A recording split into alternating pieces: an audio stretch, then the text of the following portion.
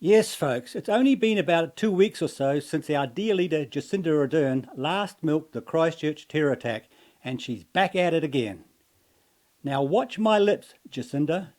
New Zealand is over it. We don't care anymore. And now she's trying to link mental health issues with the terror attack, which couldn't be further from the truth. Now, I'm no expert, but I would say the main drivers of mental health issues are solo parenting, the broken family, welfare addiction, and drug abuse. None of which she will address because they are all caused by the left. Anyway, I'll start this off today with an image of our dear leader.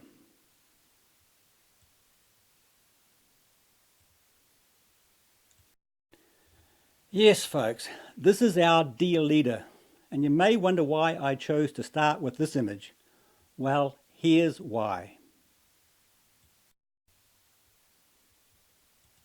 As the 6-month anniversary of the Christchurch terrorist attack approaches, Cantabrians are still Yes, this is Jacinda Ardern's Muslim version of 9/11, and she must relive it. She must relive her 15 minutes of fame.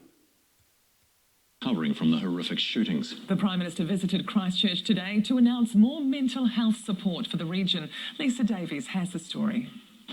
After the Christchurch terrorist attack, demand for mental health services in Canterbury spiked. The events of the last 10 years in this city mean that we're just on edge. Now, I agree there. I agree the earthquakes would have been absolutely devastating. We can do without another significant event while we sort of try and recover from this. Since March 15, there's been a 20% increase in the number of people needing counselling, and 70,000 calls have been made to the mental health helpline. But I'm not buying that. Anxiety, one of the main issues. That affects right across their employment, their family relationships and all sorts. So then it begins to complicate all those other matters. The Prime Minister in town today to offer more support. There are a range of New Zealanders who experienced extreme distress after those events, and so this support is designed for those who continue to feel that extreme distress, but particularly here in Canterbury. The additional $8 million will go towards treating people with post-traumatic stress disorder, longer consultations for those directly affected by the attacks, and also extra training for GPs. Making sure that there's also that competency and knowledge to deal specifically with some of the needs that will be coming through from the Muslim community. Those on the front line welcoming the announcement. I think that's a good amount of money. Having said that, I hope it's spread so that not just one group of people receives it. I think, to me, the best thing the government could do would make access to counsellors free. She's a good lefty. Everything must be free.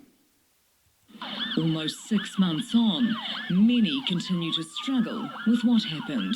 This journey, since 15th of March, is tiring me a lot, and physically and mentally. Yeah, I wonder how many takes it took them to get that level of emotion. The victims and their community still hurt so deeply. Yeah, and while she's playing around in Christchurch, she's not dealing with or not addressing the poverty caused by decades of left-wing welfare addiction.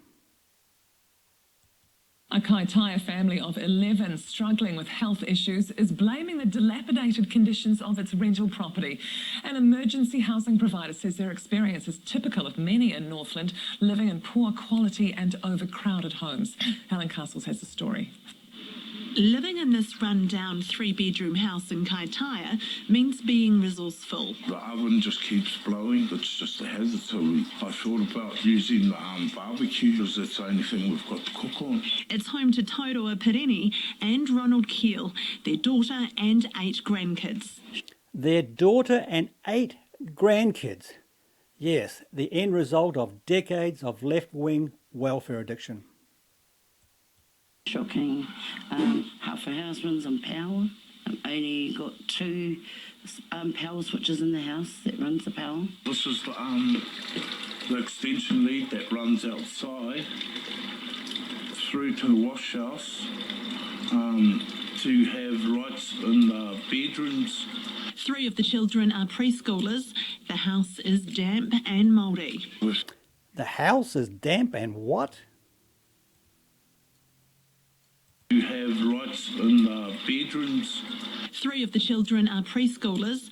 The house is damp and mouldy. We've scrubbed all the windows around the window frames and it just keeps coming back. This is my daughter's room and her 7-month-old baby.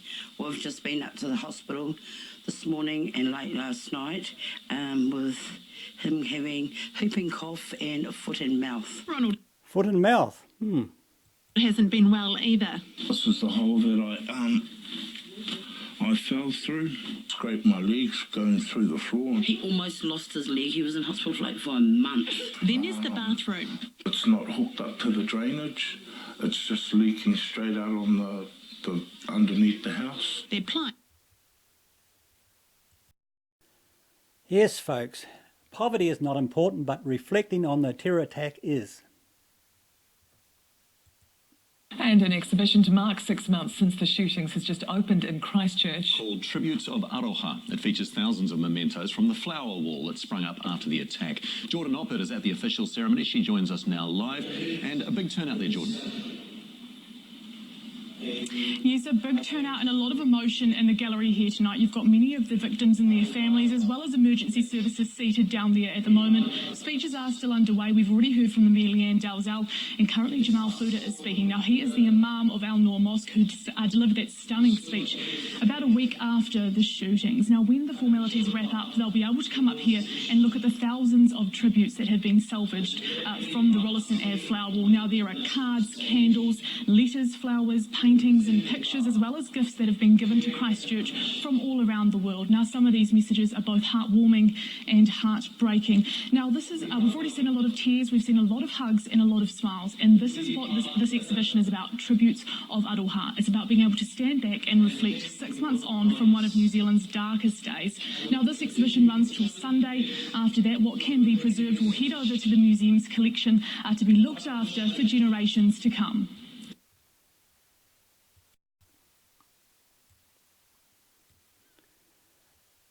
Yes, as you can see, folks, Jacinda Ardern is not concerned about governing New Zealand. She's only concerned with her 15 minutes of fame.